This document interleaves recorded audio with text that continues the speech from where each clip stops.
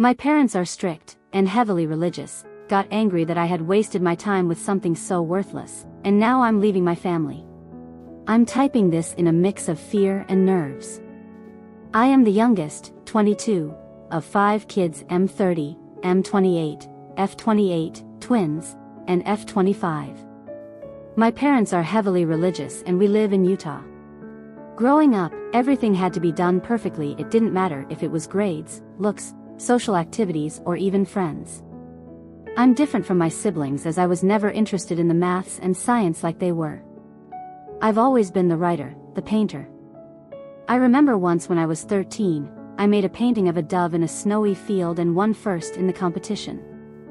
I told my parents, who got angry that I had wasted my time with something so worthless when I should have been using the time to study.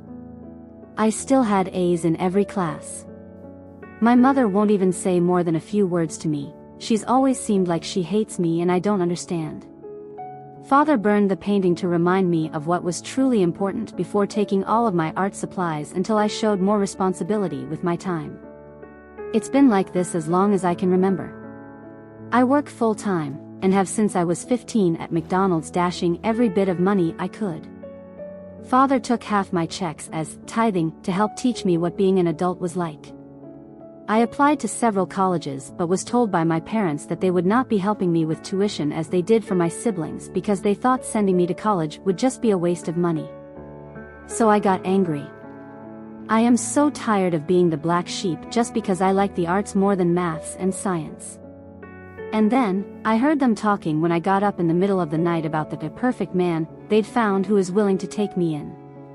Through our church. I am terrified, and so I'm leaving. I've got some money saved up, a good amount, and I'm leaving the country. I found a job that lets me work remote doing freelance design work, and I've had my passport since I was a kid because of our family vacations overseas. I'm taking nothing other than a change of clothes, my laptop, and important documents I took out of my father's office. I booked a flight that leaves in 5 hours and I'm never coming back. I'm not even going to take my phone since I'd need to get a new number anyway. My best friend, God bless her, had been the one booking things and getting everything ready since I couldn't tip off my parents. She's also smuggled some of my more important things I can't take to hold on to for me. She's parking down the street and I'll leave with my smallest suitcase to meet her.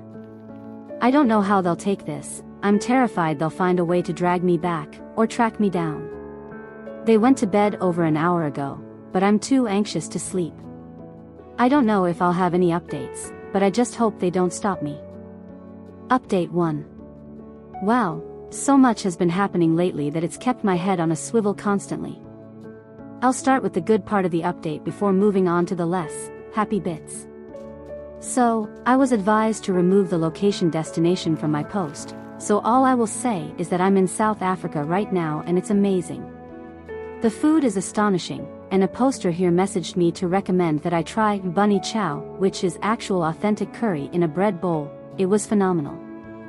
I got to chatting with one of the hotel staff. She's about my age and we really hit it off. She went with me to a local shopping center to get some new and better clothes. At least I'm used to wearing dresses, so that doesn't faze me, and they're very lightweight and breathable, unlike a lot of US dress fabrics. She also told me to always shake out my shoes every morning just in case. I've started apartment hunting, and it's well within my budget, like super low compared to how sky high it is in the US. It's honestly jaw-dropping. Like $81 for a studio apartment with a loft and kitchenette. So yeah, housing won't be an issue, and it is a bit odd to be house shopping for myself when I've always lived with my parents. Now on to the less pleasant bits. I finally opened the emails, deciding it was best to probably get it over with. My father's email was filled with anger, there is no other way to put it. He said that by taking off irresponsibly like I did cost them the friendship of someone they'd planned on introducing to me. He never admitted that it was the 53-year-old they'd basically sold me to. Father stated that because of the social relations that had been damaged and impacted by my actions, I owe them approximately $85,000 in reparations. He also claims that he will be taking me to court if I don't pay it in full within 30 days and return home, as I obviously cannot be trusted. I plan to ignore that as I believe him to be bluffing. He ended his email/rant with, "You belong to me, and I won't tolerate such defiance when we've put a roof over your head and taken care of you for your entire life. You were never the child we expected. It's time you make up for your deficiencies. I expect you home within the next 2 weeks." Yeah. No. My siblings were basically copies of my father's email, admonishing me for throwing the efforts of our parents in their faces before running off like a coward unwilling to face the fallout of my actions. I skimmed them honestly, before just deleting them. It's nothing I didn't expect. However, my sister-in-law, she's married to my eldest brother, sent her own email before asking me not to reply as she would be deleting every sign she sent it from her end. She congratulated me on stepping out on my own and getting away from my parents and their demands. She said that she herself hadn't been strong-willed enough to stand up to her parents when they basically betrothed her to my brother. Which makes sense as I remember that they met and then married within 6 months, and even then I thought that was a bit strange. She pleaded with me not to return, and not to reply. That was it. It was a bit unnerving honestly, as I do believe her, and I'm sad that she is stuck the way she is. The last email was from my best friend. She said that the morning after I flew out, my parents had been on their doorstep demanding to see me. Apparently they believed I was hiding with her. They refused to leave, screaming for me to stop pretending I wasn't there. It caused enough of a scene that the police were called, but they only talked to my parents briefly and let them leave. It really angered my friend, who'd wanted them arrested for threats and trespassing. The police only claimed that there wasn't a pattern of behavior that would warrant them being arrested and charged. Before just leaving. She didn't know when they realized I wasn't there at her house, but they didn't come back thankfully. However, word has spread of me fleeing the safety of my parents' home, and how they wanted me to return as they were concerned and fearful of what may happen with me out on the streets alone. The church ward has actually done searches of the area trying to find me. I don't know what they'll do from here, but they have no idea I left the country, let alone the state. My friend has no plans to say anything, and neither do I. As far as I'm concerned right now, they can live with that state of wondering for the rest of eternity. I don't think I will renounce my US citizenship, as there may come a day when I need it and it's better to be safe than sorry. But I have full plans to gain dual citizenship as soon as I am able to. That's it for now, no other parts yet, but if anything changes I'll let you know. I want to thank you all for your comments and private messages. It feels like I've got friends and family on my side and I cannot tell you how much that means to me. Truly, thank you, all of you. Update 2. So much advice and support from everyone, I cannot thank you all enough. I thought with all the comments and questions I thought I'd answer here and explain what's happened since my last post. Ironically, my use of maths instead of just math comes from my mother who is British and met my father in England when they were 22. So I do come by it naturally and my siblings say it that way as well.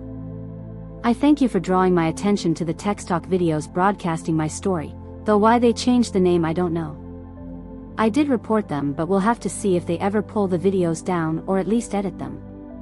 Second is people questioning why I chose South Africa and Johannesburg of all places because of how dangerous it can be. I do understand the risks, but there is nowhere on this planet that is inherently danger-free. Africa is massive and incredibly diverse, finding someone would be very difficult and because those videos got so much attention, I have left Johannesburg sadly. I'm very far though obviously still in Africa. The area I'm in now is incredibly safe, and came highly recommended by several people. Settling here will be very comfortable and the people are wonderful. I may even attend the university here and get a degree. I haven't replied to the emails, but I have saved them and printed copies and laminating them just in case. I will not be renouncing my US citizenship, and my passport is good for another 8 years. I don't hate religion, regardless of what it is. In my eyes, a person's relationship with God is incredibly personal. If a person connects with Him via camping, or walks, long drives listening to music, acts of service, that's their choice and it's just as valid in my opinion as sitting in a pew is. Possibly more as they're honest with themselves instead of just putting on a false facade for the public eye. I plan on ignoring any further emails from my family, other than printing them out just in case. They've made several phone calls to my friend who's had fun with them. The first time your father called yelling that I hand you over, I pretended to be cowed and gave him your location. It took him to a strip club. He came back screaming at how I had embarrassed him. I just hung up on him honestly. She did that each time they called, giving a different location each time. Her favorite was sending my parents to a nudist retreat. My mother passed out apparently. My friend is looking to move and eventually plans to join me, but will jump around a bit so that they don't follow her to me. I did finally read my uncle's email, but it was just a copy of my father's with the added comment that he and his fellow cops would be looking for me to bring me home safe before I got myself in trouble and hurt. I am being watchful, and I know better than to wander into dark alleyways and abandoned places. That's all I've got for now. If anything changes, I'll let you all know. It's heartwarming seeing and reading how many people are on my side and in my corner. I've actually begun printing out everyone's messages and comments to put in a binder I can look back on later. Truly thank you all, I mean it. Relevant comment. On being forced to marry even though OP is an adult. Pressure via local church wards. It is easier to move on when I don't have them standing over me forcing their choices in place of my own. I honestly don't know if I'd be strong-willed enough to stand up to my father in person just yet. Maybe one day in the future when I know who I am outside of what I've been forced to be. Update 3. Hello everyone. It's been a while since my last update and a few things have happened that I was told by my friend that I needed to share since everyone was still clearly rooting for me. I have settled in a bit here, and am now enjoying the fun of paperwork. Oh, so much paperwork. I have secured an apartment, and while it's 2 bedrooms, one is for my friend when she comes to join me. I've made a few acquaintances here locally and am beginning to stand on my own a bit. My biggest challenge has been dealing with feeling uncomfortable because I don't know all of those unspoken rules the way I did in the US. As such, I'm constantly second-guessing myself, but hopefully that will fade with time. So, family. My family has learned I left the state. How they did, I'm not sure. They do, however, seem convinced that I am still in the continental US. My friend works as a cartoonist, and while she doesn't make a large amount of money, she makes more than enough to live comfortably. She's getting ready to leave herself and decided to send my parents a farewell gift. She didn't tell me about this until just a little bit ago. She spent a few hours carefully drawing my parents as they visited each location she sent them to, including their reactions, and all scenes were ended with the phrase "ebbity ebbity ebbity, that's all folks." Sadly, while I've never seen Looney Tunes, as she named it, she said she portrayed my dad as similar to a coyote. I'm still not a 100% sure what that means, but she said everyone else would. Before then ordering me to watch it. Maybe one day. She should be joining me around October 9th, after country hopping several times. All the things she hasn't sold are in a secured storage unit, including the things she's been holding for me. The biggest revelation came after my father. Well, he had a meltdown apparently after I never responded to him. He got into a fight with my mother in church, and many things were said. Among those, according to several, that my mother had cheated on my father, which, well, led to me. Which is why she never liked me, I guess, as I just reminded her of her mistakes. My father took her back in spite of that, but well, there it is. It caused a big stir in the ward, and meetings were held, though I obviously don't know what was said or done. I may never know, honestly. I am trying to move on and am even contemplating getting a tattoo. Part of me really wants to, while another points out that if I change enough and father finds me, he won't want me then. That's all really for now. I'm not sure if I'll have anything else to share, but if anything happens I'll let you all know. Thank you for all the messages and comments, I do read them all. And it means more than you'll ever know. Update 4. Hello everyone, sorry this update has taken so long. Once my friend arrived things got really hectic. She's been settling in well, and it has been a huge relief to have her here with me, as it gives me a sense of security that I didn't really have before. We've been taking time to build new routines, finding a new normal, I guess, that works for us both. It's been a challenge, but at the same time, everything has been so different one day to the next that it's kept the days from seeming boring or blurring together. One of the elderly neighbors I've been talking to a lot since I moved here has also invited the both of us to spend Christmas with her and her family. They're going to have a goat as the main meat, which is different, but I'm excited to try. It's odd to not see Christmas trees everywhere, but that's still a new thing, so it's not common here. But her granddaughter is teaching my friend and I some of the dances we'll be doing, as Christmas celebrations here are more like a festive party and gathering rather than a slow day spent with just gifts. It's odd, as even in my family we'd only ever be given 3 gifts. One for our body, one for the mind, and the last for the soul, to honor the Trinity according to my parents. Last year I think I received a new Sunday dress, a set of physics textbooks and a new log journal for my scripture reading. After gift openings we'd each retreat to our rooms and remain there until dinner was ready, usually made by mother and myself. Yet here, they're planning on doing our hair, having dances and music with food and laughter. Gifts are still given obviously, but the day is spent more with those around you than on material things. I'm excited. I've decided to ignore my family for now. I've gotten a lot of questions on why I didn't report them or confront them, and the answer is easy and may seem a bit childish, but the thought of facing them like that terrifies me. I don't want to be around them, talk to them or think about them. I'm genuinely scared that trying to bring justice will only drag me right back into the mess I ran from. I'm 22 and yet I'm terrified of my own family. So that's why I'm not doing anything to them. I just want to pretend, even if only for a bit, that my life isn't messed up and freakish, if that makes any sense at all. I don't know where I will be a year from now, but somehow, the thought doesn't worry me.